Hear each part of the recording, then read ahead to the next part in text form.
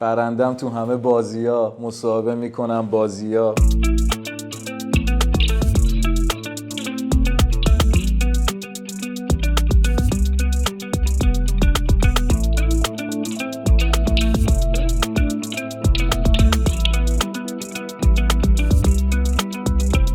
بهم بگی تک آسیا دندونا سفید نشد تو آسیا. ویتا بیوتکس شما را به دیدن این برنامه دعوت می‌کند. آقا من خیلی خوشحالم شما رو می‌بینم. باعث خیلی افتخار. مخلصیم.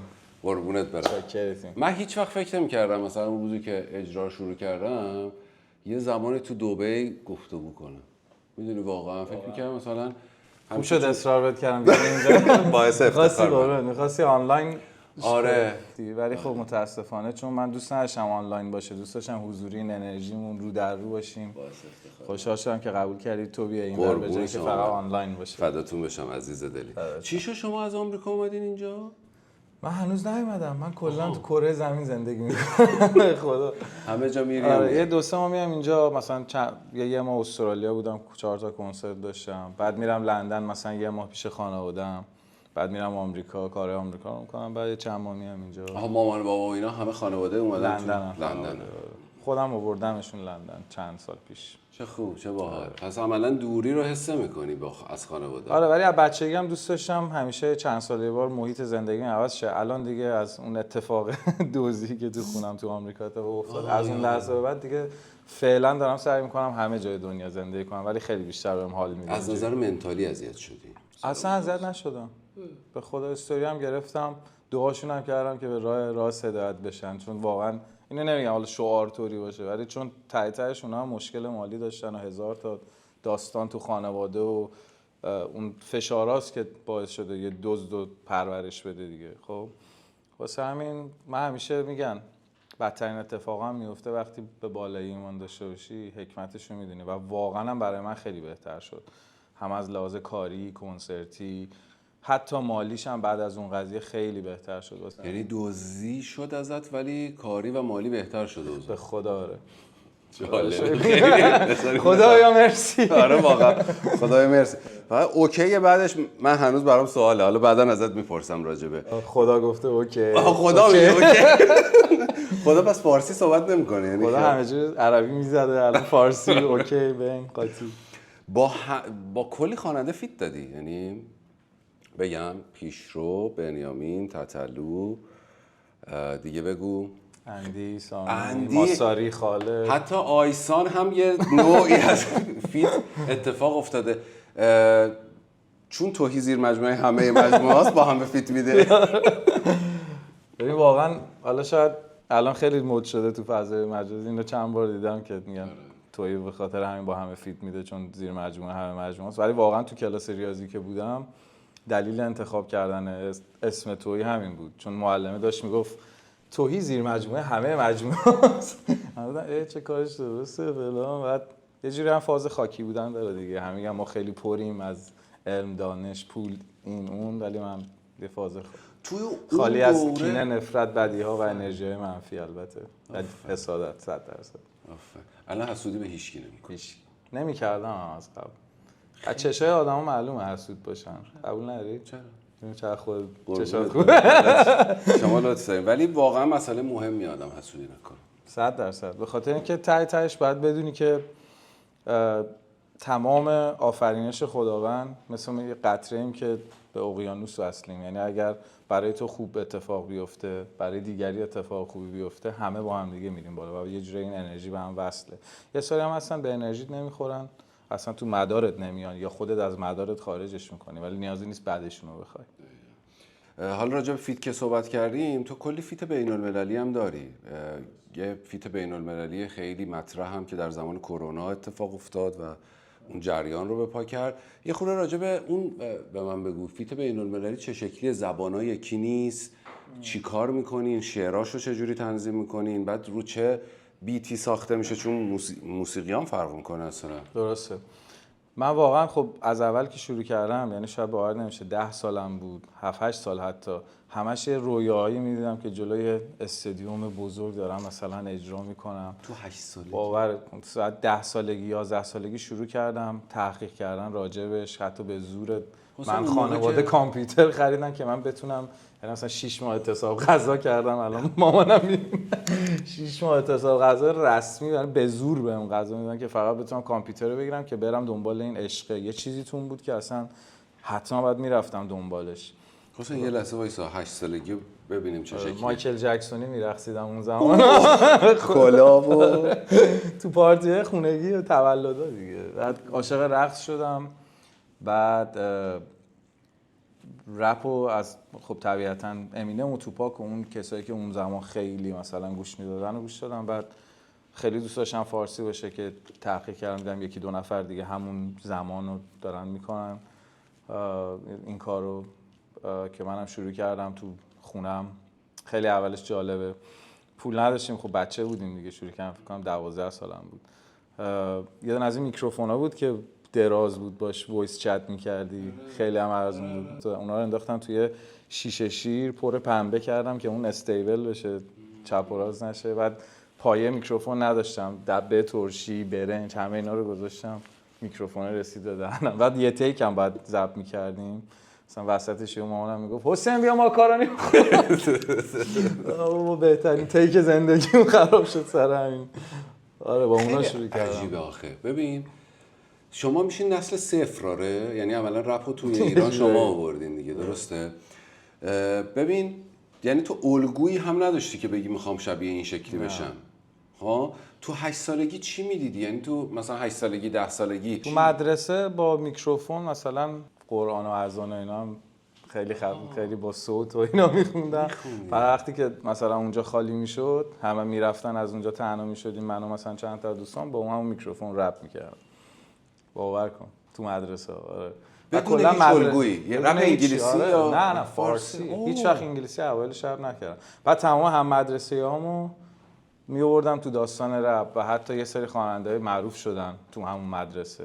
آره مثلا آرمین تو اف ام هم کلاسیم بود، اصلا از مثلا رپ چیزی نشنیده بود، اصلا نمی‌دونست داستان رپ فارسی چیه. آخه برخی معتقدن تو تتلو رو آوردی توی رپ. معتقد نیست، امیر خودش تو تلگرام گفته بود اینو یکی دو بار. آره امیرم اولین بار من توی مهمونی دیدم تو تهران که آهنگ من داشت پخش میشد با اون لهجه شیرینش گفت آقا حسین من خیلی این آهنگتو دوست دارم. بعد دیدم بچه خوش انرژی و خوش قلبیه، بیشتر باش رفیق شدم. بعد با سروش آشناش کردم هیچکس که شدیم یه تیم ستایی. بعد میخواست رپ بخونه که فهمیدیم صداش خیلی بهتره چون صدای خواننده پاپ دیگر رو در می‌آورد عین خودشون. بعد تقلید صدا می‌کرد. آره می‌رفتیم مثلا بام تهران قدم می‌زدیم یا مثلا اوی می‌خوند و پویا خیلی همه رو خوب در می‌آورد. بعد دیدیم اون توانایی خوندن داره و آرمی بخونم نداشتیم دیگه، گفتیم به جای رپ آرمی بخونی خیلی بهتره که واقعا هم اولین آهنگ اون برو از پیش من بود که تتلو خوند و اولین میوزیک ویدیو رپ فارسی به عنوان رسمی هم همون میوزیک ویدیو بود که خیلی یادم سر صدا کرد. آره خیلی سر صدا کرد. چه عجیب تو آرمین و تتلو رو آوردی توی موزیک. خیلی دیگه بودن ولی آرمین و تتلو خودشون استعداد داشتن، تونستن اون داستان رو بگیرن پشت سرم کار کنن، پشتکار خودشون بشه که بشن اینی که هستن. شاید من ورودشون و آشناییشون باعثش من بودم که اونم باز کار خداست، همه چی بود. همین الان ما نشستیم روبرو هم کار خداست. واقعا میخوام بگم 3 نفریم با 3 تا سرنوشت متفاوت و توی حوزه عملا اسم حسین وقتی شنیده میشد تتلو هم کنارش بود، یعنی این تینتی بودیم دیگه. آره. خیلی عجیب و غریبه. مدت همش یا خونه ما بود یا خونه اونا بودم. امیر خیلی با هم نزدیک بودیم ولی خب از مدتی که دیگه رفتم ایران، از ایران بیرون خیلی از هم دورتر شدیم. یه 10 سال دوباره باز برگشتیم این زمان اتحاد حله و نمیدونم شکرت و چند تا آهنگ دوباره هولش و اینا رو کار کردیم. میدونم که تو یعنی تتلو آخرین مکالماتی که داشته با تو بوده تلفنی. چی گفتین؟ چی شنیدین؟ اصلا میدونستی میخواد بیاد ایران؟ چی شد که اومد ایران؟ خب این یه چیز شخصی بین رفیق بوده، من نمیتونم بگم چیا گفته و اینا چون خب طبیعتا اعتماد داشته، نمیدونم راضی باشه یا نه بگم. ولی خب به نظرم از اولش اگه بخوام بگم انقدر سیستم خارج از کشور خودشو با یه سری آدمایی که تمیز نبودن، انرژیشون، شخصیتشون، رفتارشون انقدر با اونا مثلا نزدیکتر شد سر یه سری کارهایی که باید میشد، احساس میکنم همونا دیگه انقدر کلافش کردن که خواست فقط برگرده به عقب و میدونی یکم یه آرامشی داشته باشه که حداقل از اون جهنمی که اونجا براش ساخته بودن راحت تر باشه. من این حسو خودم شخصی دارم و دلایل دیگه‌ش شاید تو دل خودش باشه، من نمیدونم دقیق، ولی من میدونم که اونجا دیگه جای موندن براش نبوده که برگشته رفته طبیعتاً، چون میدونست خب با برگشتش ممکنه خیلی اتفاقا بیفته، خیلی مشکلا براش به وجود بیاد طبق کارهایی که کرده بود، طبق قانونی که کشور ایران. ولی خب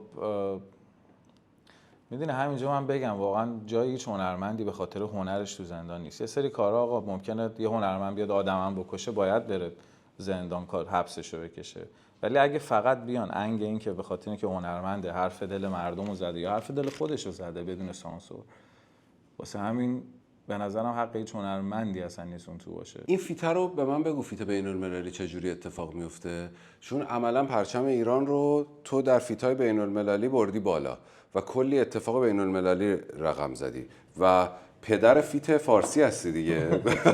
حالا اینو نشیده ریش سفید رفا نسل صفر شد. ولی چی میشه مدیر برنامه ها با هم جوین میشن، شما همون میبینین موزیک میسازین؟ بیشتر آرتیستان برای من حداقل، چون اگه مدیر برنامه باشن قضیه خیلی بیزینسی میشه و پولی میشه و مثلا به هم دیگه پول پروری. من تا حالا تو زندگیم به هیچکی برای مثلا با این آدمای بزرگ خوندم حتی $1 هم پرداخت نکردم، همه چی روی عشق بوده. اومدن مثلا تو خونم با هم دیگه رفیق شدیم، تو استودیو یه چیز باحال شده ساختیم خوندیم اومده بیرون. و خیلی شاید هم جالب، حالا اینو دارم اولین بار میگم تو مصاحبه با شما، تقریبا بهترین آهنگای من، حالا شاید هر آرتیست اینو بگه ولی من واقعا اینو میگم، بهترین آهنگای من هنوز نیومده، حداقل 2 برابر تا 3 برابر چیزی که الان بیرونه من ساختم. یعنی 100 داشتم میشمردم نزدیک 140 تا آهنگه که خیلیاش آدمای بزرگی روشن، یعنی هر کی میشن میگه چرا اینا رو نمیدی بیرون. مثلا اگه بخوام فقط چند نفرشون رو بگم، مثلا یه دونش با جیپسی کینگه که خوندم، اسکات استورچ که آهنگساز امینم بوده پرودوسرش بوده، اون مثلا آماده است، رکورد شده با صداشون، اجازه پخش، همه چی دارم هنوز ندادم، باورت نمیشه 3 ساله دارمش. یا مثلا چند تا رپر بزرگ آمریکا روشن که حالا اسمشون رو نمیخوام بگم که یکم سورپرایز بشه، یا چند تا از آرتیست‌های بزرگ عرب که تو دنیای مثلا رپ مثلا تو مصر خیلی معروفن و فلان، با اونا خوندم. ولی اشکال نداره چون من عجله‌ای تو کار ندارم، هر وقت اون حسه، بعضی موقع تو یه هفته یه آهنگ میسازم همون موقع میاد بیرون، مثلا همون فیتی که گفتی تو آمریکا دادم آیسانم توش بود. بعضی موقع هم یه کار 5 6 سال میمونه یهو بعدش میاد، چون به اون تایمینگ و به اون به وقتش بودن اعتقاد دارم، چون همیشه این که بخوای عجله کنی زود کارو ببندی بعضی موقع هدر میره، بعضی موقع دیر انجام دادن یه سری کارا معنا به این نمیده که دیر شده، معنا به این میده که سر وقتش میاد. یه سری هم میان شلیک میکنن تو موزیک، خب بذار اینجوری بهت بگم، یه سری هم میان با بازوکا یه جا رو پق میزنن منفجر میشن. من اهل اون بازوکا هم، دوست دارم شلیکام بکنم، مهمم نیست بگیره نگیره، ولی اصل داستان تمام انرژیمو الان 10 سال رو اون بازوکای گذاشتم که درست بیاد جلو، چون هر کاری تیم میخواد، باجت میخواد، مارکتینگ باجت میخواد، همه موسیقی بین‌المللی گیمینگش سر همونه، بازی داستان اصلا سر مارکتینگ باجت و ویدیو باجت و اینکه چقدر تیم پشت هست که بتونه تو پلیلیستا قرارت بده و با کی آشنا شه. ولی آرتیست تقریبا بیشتر آرتیست‌های بزرگ اونجا رو دیدم تو همین جایی که میرفتم تو آمریکا، این 6 سال 7 سالی که اونجا بودم همه‌شون از نزدیک دیدم، با خیلیاشون بحث شدم، انرژی خورد کار کردم ولی نیومده بیرون. چه خفن.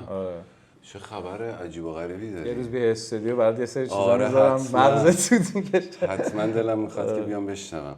من چند تا اسم بخونم ببین با کدومشون فیت میکنه. یه خبر دیگه هم بگم خیلی باحاله، فکر کنم جالب باشه. لطفاً. یه آهنگ ساختم اونم انگلیسی فارسیه که فیفا قبولش کرده برای بازی پلی استیشن، میذاری تعویض میکنی. نمیدونم برای چه سالی میاد تو این چند سال آینده، ولی ساینش کردم امضا شده. یعنی ما فیفا ممکنه بازی کنیم و صدای تو رو بشنویم. اسمش هم گله یعنی دو منظور است، هم گل هم گل. به انگلیسی میشه گل یعنی هدف. بله. آره. چه خفن. قربونت برم. خیلی ویژه است. چکه. کلی پوز شدیم، چقدر استوری می‌گیریم. تعویض می‌کنی یادم من. با محسن یگانه فیت میدی؟ 100%، ولی شرایط جایی باشه، چون هم دوست خیلی خوبم هم هست. خیلی من با محسن تقریبا نزدیکترین کسیه که یعنی تو موسیقی خیلی با هم رفیقیم. هم محسن هم رضا صادقی، این دو نفری که داخل ایرانن. فرزاد فرزین؟ فرزادم دیدم خیلی پسر خوبیه، ولی اونجوری مثلا نزدیک نیستم. مسیح آرش؟ مسیح آرش هم مثل شاید باورت نشه، این خیلی چیزا رو داره میگه، ولی اولین داستان موزیکشون با من بوده. یعنی من اولین آهنگشون رو نوشتم و مخصوصا قسمت حالا آرش میگه حتی این صدای آرش ای پی که میگه اول آهنگ میگه مسیح آرش بیا یه سیاه‌پوسته رو تو ویدیوش گذاشتن، اون موقع آهنگ کاور ماساری بود. یادم شعر آرش هم تو استودیو داشتم میرفتم تو راه، حتی خودش الان ماشاءالله شعر و آهنگای خیلی قشنگی میگه، خودش دیگه الان ته این کار است. ولی اون زمان داره من کمک کردم بچه‌ها رو که بیان تو موزیک و خودشون هم خیلی استعداد دارن و بچه‌های خوبی. حسین چی می‌بینی؟ یعنی چی دیدی تو مسیح آرش که گفتی اینا خفن میشن و براشون خودتو خرج کردی؟ اولش رفاقته، من فقط با انرژی میرم جلو علی جون، باور کن. من با خیلی از مثلا به معروفیت، پول فلان اصلا نگاه نمی‌کنم، فقط با انرژی. حتی نسل‌های جدیدم مثلا از نزدیک ببینم انرژیشون خوبه. الان مثلا یه چند تا سورپرایز دارم انجام میدم، میاد بیرون با نسل‌های جدیدتر، امین تیجی و چند تا پسری که نزدیک دیدم قلبشون صاف و خوب، اصلا برام مهم نیست حاشیه‌هاشون چیه، داستان چیه، ببینم واقعا اون عشق توشون هست. چون خودم هم وقتی شروع کردم اون عشقتون بود و خیلی مثلا میدیدم بزرگترها چوری با هم برخورد میکنن، خیلی رو ذره بین بود برام، خیلی حساس بودم میدونی، و برام هم یه دنیا بود اگه اونا به من کمکی میکردن که متاسفانه نکردم و خوشبختانه چون خیلی خودساخته تر شدم. ولی تو برام اینستا دیدم حتی آشنا رو هم فالو کردی. آره یعنی نسل جدید رپ رو هم تو داری حمایت می‌کنی. 100%. خیلی بچه مثلا دی ان ای جن زی یه چیز عجیب غریبه. چون من خواهرزاده‌ام نیکو میلانو که میبینم، مثلا نیک خب 4 سالشه، میلان 2 سالشه، میبینم نیک خیلی باهوشه ولی میلان خیلی خیلی خیلی باهوشه، هی داره بهتر میشه این جنریشن. الان عصر آکاریوسیم، حرفا داره رضا پیشروی میشه. من اون آکاریوسیم و واقعا از آدمای قدیمی فقط من و رضاییم که با هم رابطمون نرمال مونده. بالا پایین داشتیم ولی مثلا بقیه نسل یکیا، حالا صفریا رو نمیگم، نسل یکیا به یه سکوتی رسیدن تو موسیقی و رپ که نمیدونم اصلا دلیلش چیه. یکی مشکل خانوادگی، یکی زن و بچه است، یکی جایی که زندگی میکنه، یکی شرایط مالیشه، یکی شرایط مغزیشه. متاسفانه این خیلی منو اذیت میکنه. خیلی حالا الان یهو یادم افتاد فکر کنم تتلو هم این کار کرده، خیلی ها دیس تو رو خوندن. آره پیشرو هم خونده، بشقاب هم دادن حتی دیسک هیچی. ولی جالبه تو تتلو پیشرو رو من خود دیسشون هم بعدش کردیم، یعنی با هم دیگه همون دعوایی که دوتا داداش دارن تو خانواده، دقیقاً قضیه من و امیر و رضا اینجوریه، با حسین حتی از این موقع و سروش. یه سری موقع حرفای همون نمیفهمیم، بعد میریم تو آهنگا میگیم، بعد به هم برمیخوره. تو هم دیسپک دادی بهشون؟ آره مجلسی جواب تتلو بود اسم ترکش. ولی همون موقع بعد زنگ زدیم مثلا عدل هم در آوردیم یه چند روز بعدش، بعضی موقع به چند ماه میکشید. ولی چه عجیب، یعنی رابطه حفظ شده خیلی عمیق، حتی محکم‌تر هم شده چون حرفامون رو زدیم. یه موقع یه سری چیزا تو مغزته نمیتونی به طرف بگی، شرایطش پیش نمیاد اصلا، یا داستان میشه، میای حرفتو میزنی بعد دیگه خالی میشه، اون حس بده از بینتون میره. با محسن چاوشی فیت میدی؟ اتفاقا ایشون هم من نزدیک دیدم لندن، ولی خیلی دوست دارم کارشو. اگه آهنگی باشه که به جفتمون بخوره سیستم. علیرضا عصار؟ این فیت میدی خیلی سوال عجیبیه، مثلا نمیگی دوست داری فیت میدی، مثلا دوست داری با علیرضا عصار فیت بدی؟ شاید محمد دکتر اصفهانی حال کنم نمیخوام برم باش بخونم. متوجه. دوست داری با علیرضا عصار فیت بدی؟ همین امشب هم کنسرتشه اینجا. جدی میگی؟ آره. چرا دیگه تا اون حد توهین زیر مجموعه همه مجموعه نمیشه. چرا ببین من اتفاقا تو آهنگ بعدی من با رضا پیشرو خوندم، شاید یه سورپرایزه، یه تیکه سنتی خوندم مثلا کورس آهنگو. خیلی هم شعرش جالبه. یه تیکش رو بذار برای اولین بار بخونم. یه تیکش رو میخونم. میگه که میام یه مرحله پایین، تلفن تعطیل، شب تنهایی، واسه گذروندن همه دردایی که دارم رفتم تو جنگل تاریک. حل شکرت اول راهیم، تا آخر زمونم دغدغه داریم. زندگی شوخی جدی، مشکلا حلم با مسخره بازی. گربه‌ها منو دوست ندارن، حتی براشون موش درارم. من ببرم حتما غریزه است، میخوان بریزن خون برا من. هر روز گشنه تر میشم، مثل کرمی که پشت ابریشم. رویا میبافه پروانش، فکرام باعث رشد من میشن لم روی تار عنکبوت، با اینکه جای من نبود. خطرها دائما پلوم، تموم نشده کار من هنوز. هر رایی گفتن و برعکس رفتم، قانع نشدم تا ضرب در صد شم. جلو دشمنا از بتمن شرتر، پیش خانواده ولی قلبم پرپر. رفیقام همه از دست رفتن واقعا. آره یه تیکرش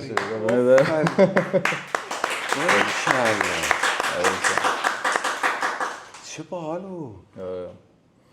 یه تیکه که گفتم رفیقام همه از دست رفتن، یه ذره تحت تاثیر قرار گرفتم واقعا، چون واقعا بیشترشون از دست رفتن، یعنی حداقل بین خودمون میدونی، و این خیلی دردناکه چون آدم رفیقای قدیمیش مثل سرمایه‌اش میمونه. ببین سلام علیکم هم با همه داریم، حالمون اوکیه، شاید سالی یه بار حال همو بپرسیم، ولی من میدونم مثلا اونا سر جایگاهی که میتونستن باشن نیستن، خیلی من اذیت میکنن. حسین نسل صفر تو میشی؟ سروش؟ رضا؟ اینا نمیدونم دقیق بشماریم کی صفر کیه که یه سری کارها، ولی مثلا کسایی که بعد از من اومدن که هنوزم نسل یکیان، خب مثلا تتلو بود، حتی بعداً با یاسر یاس آشنا شدیم، مثلا اکیپی رفتیم یه عکس هم پخش شده بود، خیلی باحال بود. یه خاطره هم باحال، حالا بعداً با یاسر تو ایران بود میگم بهت. دیگه دقیقاً اسم یادمش یا شایان و یاشار بودن، دیو بودن، یه چند نفر بودن میکس بودن، میدونی اسمشون خیلی. یاسر یه شخصیت عجیبیه تو رپ، خیلی عجیبه. توی ایران مثل همه جای دنیا دیگه خیلی ها رپ گوش نمیکنن، حداقل تو نسل ما کمتر، جوانترها خیلی بیشتر. ولی بعد خب بالاخره قشر مذهبی هم هستن دیگه که ممکنه سلیقه موسیقیایشون اصلا حتی سمت پاپ نباشه، ولی یاسر رو شنیدن. آره جالبه، یعنی خیلی تاثیر بزرگی داشت. آره. بعدش تمیز رفت جلو دیگه. ببین همه ما، حالا منم سعی کردم واقعا تمیز برم، ولی باز اون ناخواسته و خواسته درگیر یه سری حاشیه‌ها شدیم. خب حالا وقتی تمیز بعد یه سری میگم اوایلش حالا شاید کمتر، ولی بعد از چند سال اصلا یهو لول اپ خیلی سنگینی شد از لحاظ شعری، بار مفهومی، میدونی.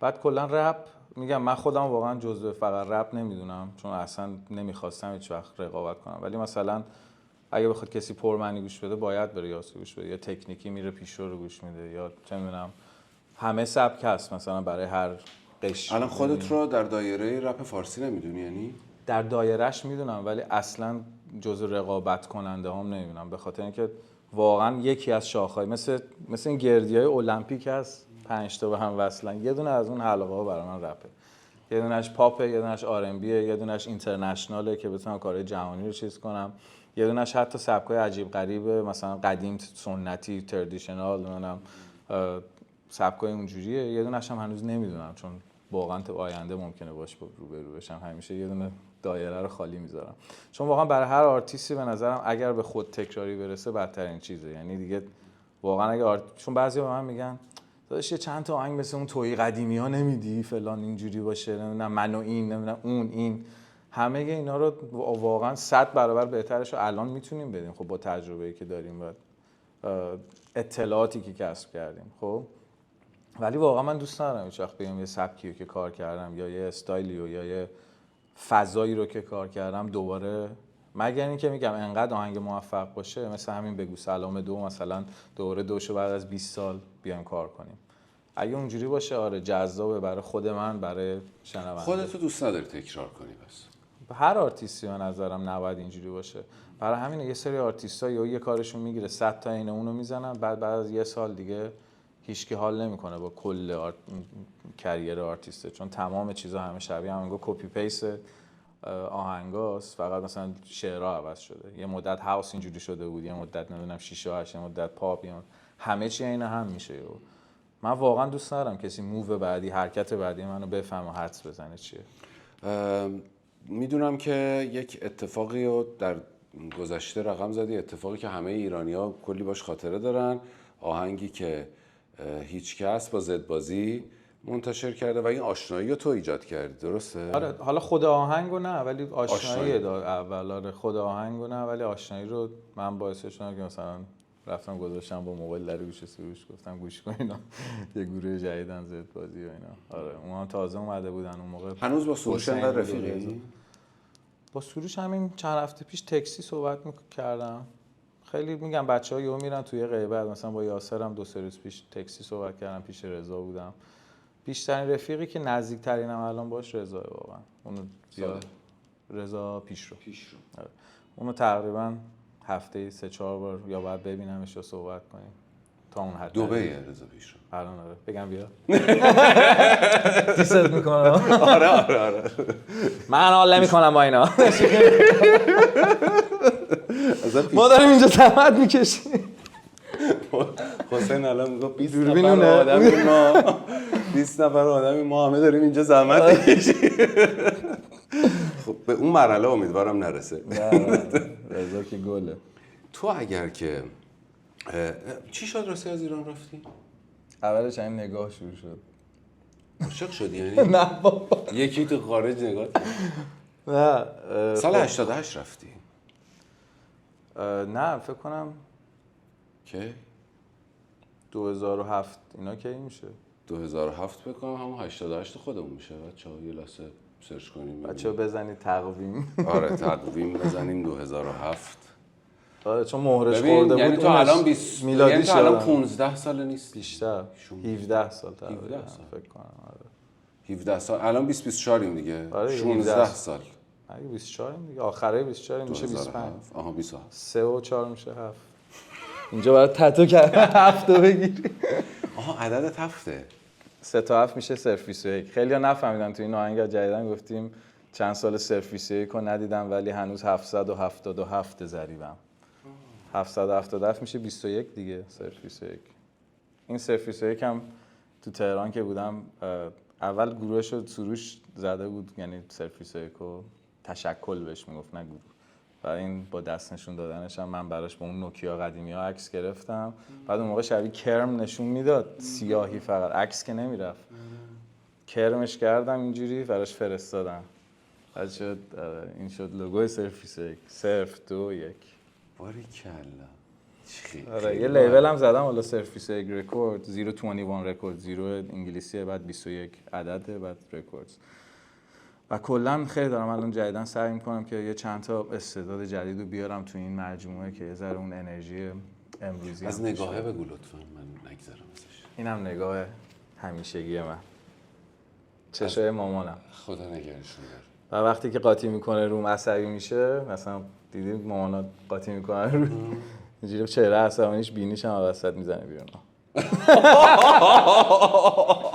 یعنی کلی اینو چپ و راست کردم که این دقیقاً بیفته اون وسط. یه بار دیگه بگی. وقتی که مشت میکنم قاطی کنم نکن بچه. یعنی چهره مهربون چهره عصبانی. هنوز دعوت میکنه؟ دعوا نمیکنه ولی همیشه مامانا نگرانت هستن. همیشه به یه سری نظرها میدن که دوستم نداری بشنوی ولی خدا حفظشون کنه، چون واقعا خیلی مادر و نعمت‌های خیلی خیلی بزرگی ان به نظرم. یعنی واقعا نیکی به پدر مادر یکی از اول دلایل موفقیت هر انسانی میتونه باشه و بعد ایمانش. و به نظرم شما هم باید الان بری دست مامانتو ببوسی، چون بچه بودی زیاد بچگی خوبی نداشتی. من خیلی پسر خوبیم. میخوای بگم چرا؟ چرا؟ پدر مادر حکمشون واجبه جلو بشن. شما یه بزغاله رو تو غمسر نشوندی جلو، میگه مامان جلو بوده میخواسته مامان رو ورداره بزغاله رو از صندوق عقب بذاره. خدایا حال چی گفتن؟ سرخ شد. خیلی کار عجیبی بود. میگفتم مامان باید عقب بشینه، بزغاله باید جلو بشینه. الان درسته این کار. تو پدر مادر احترام میذاری. خیلی کار حال عجیبی. کردی چه برگی رو کردم. تو کدوم لحظه از همه سوالام یادم رفت. من گفتم هر مصاحبه کسایی که میخوام مصاحبه کنن اصولا مجری میره یه سری اطلاعات در میاره. گفتم این سری برعکسشه، من یه سری اطلاعات دم شما گرم. خورد تو مجموعه بهت میگم. تو رو خدا رعایت منم بکن. حسین، من از اوایلی که مهاجرت کردی هر چقدر جستجو کردم هیچی ندیدم. حتما خیلی روزای سختی بوده و الانم کلی جوون در ایرانن که به هر دلیلی میخوان مهاجرت کنن. یه خورده میشه اون روزای اولو بگی؟ اومدی بیرون چه شکلی بود؟ چه سختیایی داشتی؟ واقعا اصلا کجا پول در می آوردی؟ کار سیاه میکردی؟ چی کار میکردی؟ ببین واقعا سخت‌ترین روزهای زندگی من همون روزهای اول مهاجرت بود.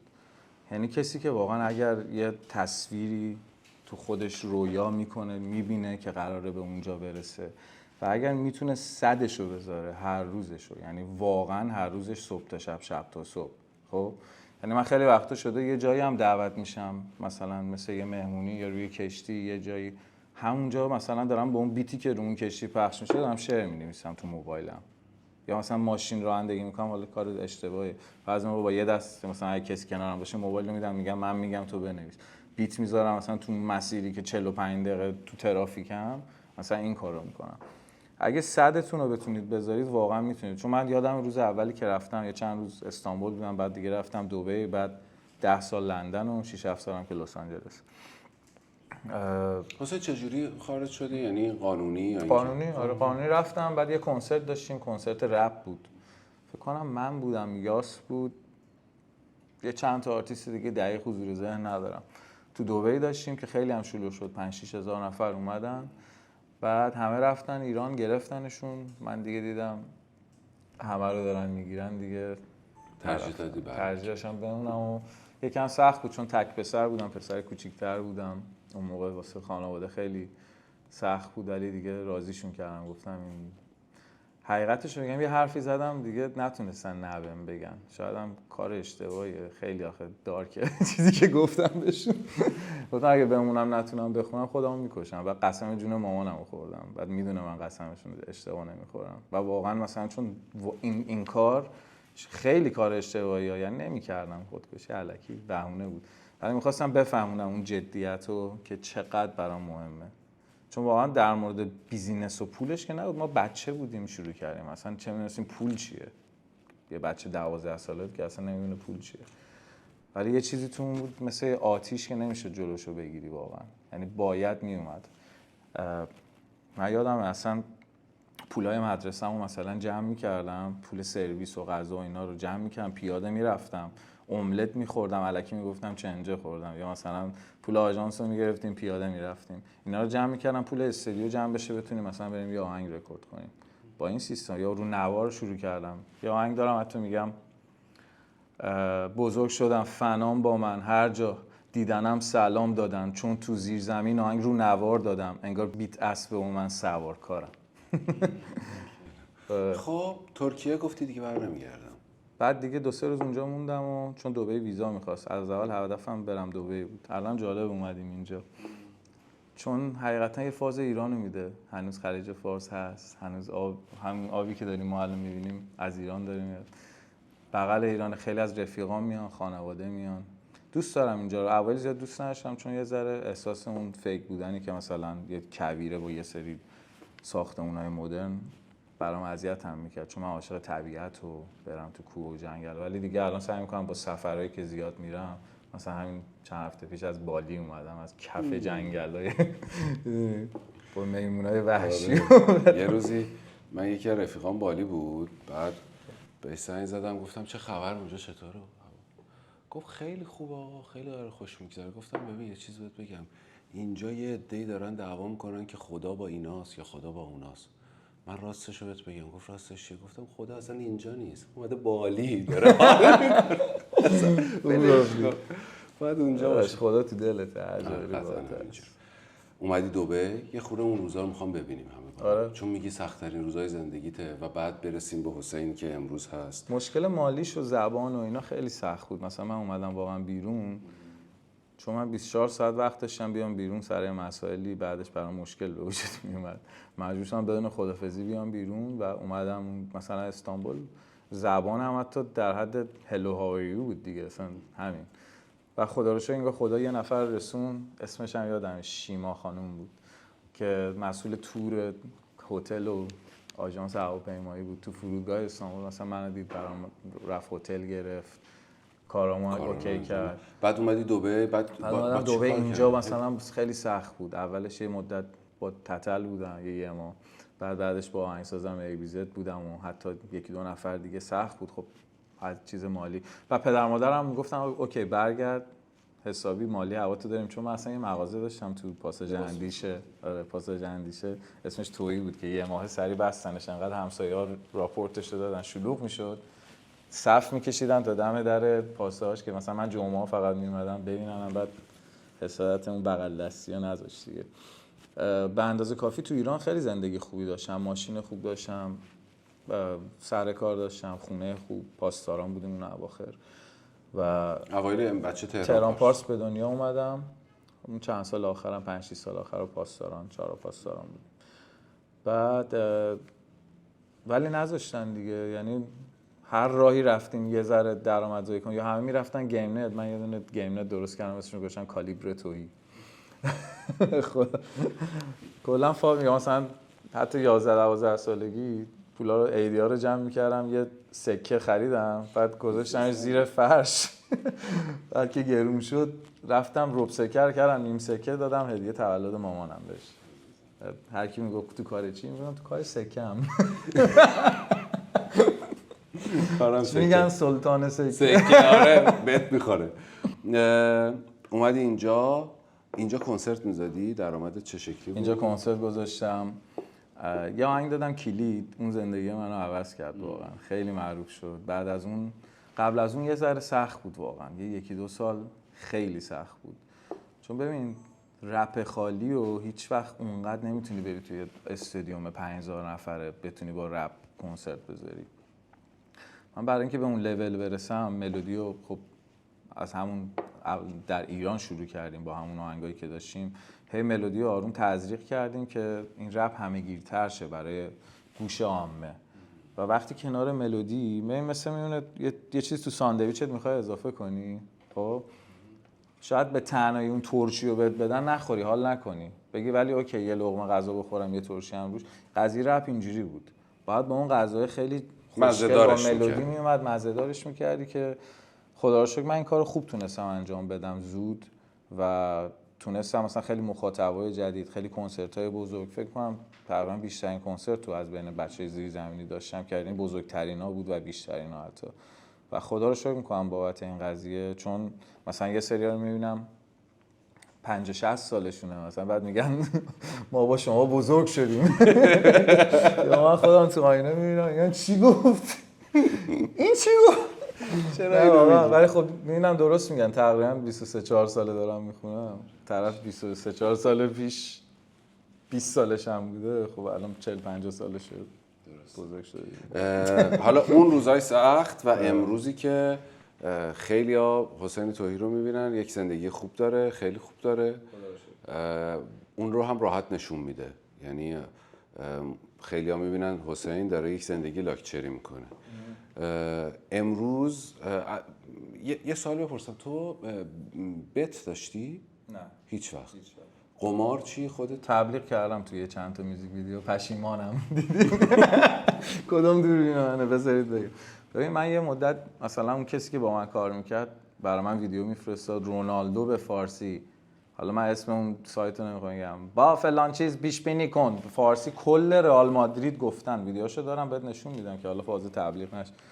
بعد دیدم اونا دارن میگن، تو ذهن خودم گفتم خب رونالدو داره فارسی این سایت رو تبلیغ میکنه، وقت مثلا من نیام یه دو تا برای همین سایت یا حالا یه چند تا دیگه. اون مدت اینجوری بود فکرم، ولی همین امروز یه نفر بهم پیشنهاد خیلی سنگینه به ابتدا قبول نکردم. از چند سال پیش، 2-3 سال پیش، دروغ نگم، 2-3 سال پیش به قبل تصمیم گرفتم دیگه، چون دیدم شاید خیلی‌ها جنبه‌شو نداشته باشن، ببینن خوششون بیاد بخوان بازی کنن، جنبه‌شو نداشته باشن زندگیشو ببازن. کلا چیزی که شاید یه ذره خطر توش داشته باشه واسه مثلا یه خانواده، یک انسان، سعی میکنم کمتر مثلا دیگه برم سمتش و 100% تبلیغشو نکنم. ولی اشتباه خیلی هم کردم. زندگی‌ها تو ایران نابود شدن سر قمار. همون دیگه، چون خود منم قشر میدونم. ضعیف خیلی هاشون این کار رو انجام میدادن و من شاهد این بودم که چه خانواده هایی از هم پاشیدن. چون اون مرد خونم میخواست که سعی کنه یه درآمدی داشته باشه دیگه. هی این کار رو انجام میداد و متاسفانه با پول صرفی، یعنی پول بهره‌ای میگرفتن که این کار رو انجام بدن و چه زندگی هایی نابود شده. ببین کلا خیلی جالبه، داشتم میومدم داشتم اینجوری یه پادکست گوش میدادم تو راه از این رندوما که داشت به انگلیسی میگفت کلا کسی که به شورت کاتو نشون میده، یعنی راه زود پولدار شدن و همیشه ازش فرار کن تو هر کاری. خب تو زندگی اگه بخوای شورت کات بزنی و بخوای میان برای اونجوری بزنی 100% یعنی داری یه کاری اشتباهی رو میکنی با زندگی خودت، اصلا بهش افتخار نمیکنی. تو بری مثلا چه میدونم شاید بری تو همین پیش بینی ها اصلا سایت نبری تو همین چه میدونم کازینو ببری، اصلا 2 میلیون دلار هم ببری، ولی ته دلت میدونی که واسه این کار، واسه این پول زحمت نکشیدی، فکر نکردی، عرق نریختی. حالا عرق نه به اون معنی عرق تو معدن بری کار کنی مثلا، منظورم اینه که واقعا وقت بذاری، انرژی بذاری، اون کار رو با جون و دل دوست داشته باشی، چون اصلا نباید دنبال پول در آوردن باشی. تو ته تهش باید یه کاری درست به بهترین شکل انجام بدی، پول خودش میاد.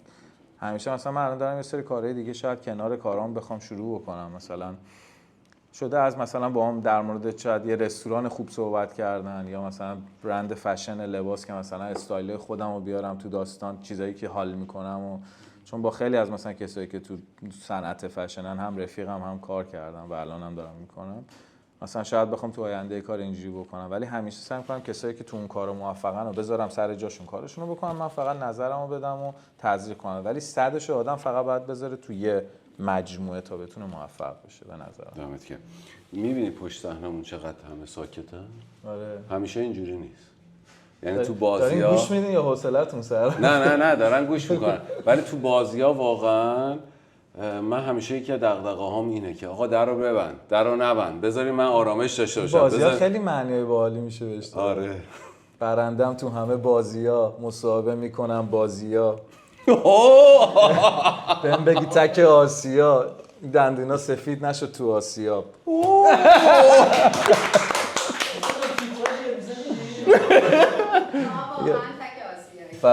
خیلی باحال بود، مرسی. یه دونه داشتم گفت تویی پر کلمه بلده همه رو بغل هم بچینه و بخیه کنه و تهیه کنه و ذخیره کنه توی قلبش، توی مغزش، طرفدار توی قلبش، ضربان روی نبضش، بدو بدو بدو بدو بدو بدو میکوبه میخونه پای ضربش، همه دنبال قبلش من دنبال بعدش، دکتر با یه ارتش میمونه پای حرفش، مثل اونا نیلات مجازی حرف بزنه و بپیچه بره و فکر نکنه به عاقبتش. این رجز خونیه نگفت آواز، نمیشیم جلو کسی دلاراست، ولی به احترامش چند ثانیه سکوت، منظورم مولاناست.